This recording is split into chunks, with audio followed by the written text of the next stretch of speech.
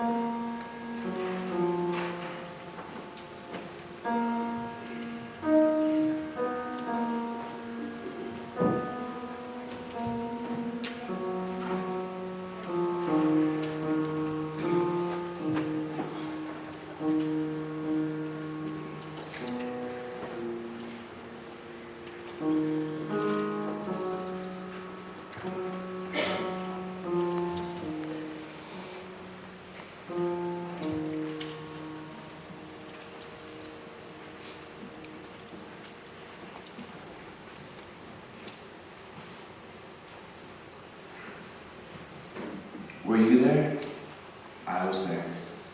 Me, James, with Peter and John, we went to get something with Jesus so we could pray. He told us he was deeply grieved, even to the point of death. He told us to remain there and keep awake while he prayed.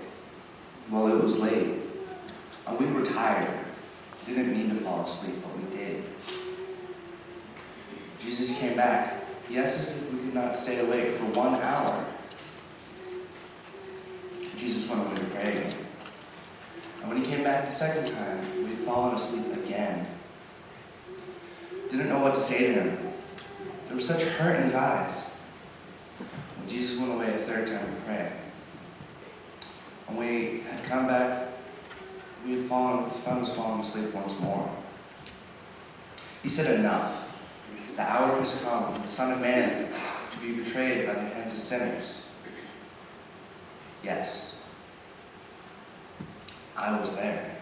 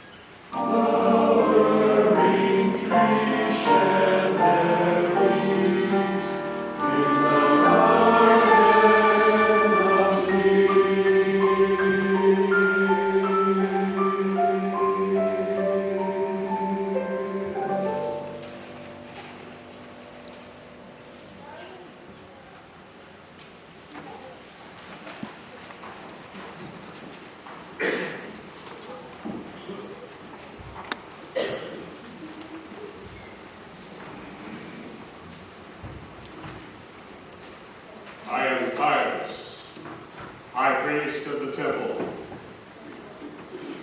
About this Jesus. Yes, I was there. I was in the middle of the entire episode. This upstart had been disturbing the people for some months now. He was becoming a threat to the integrity of the temple and to the faith of our fathers.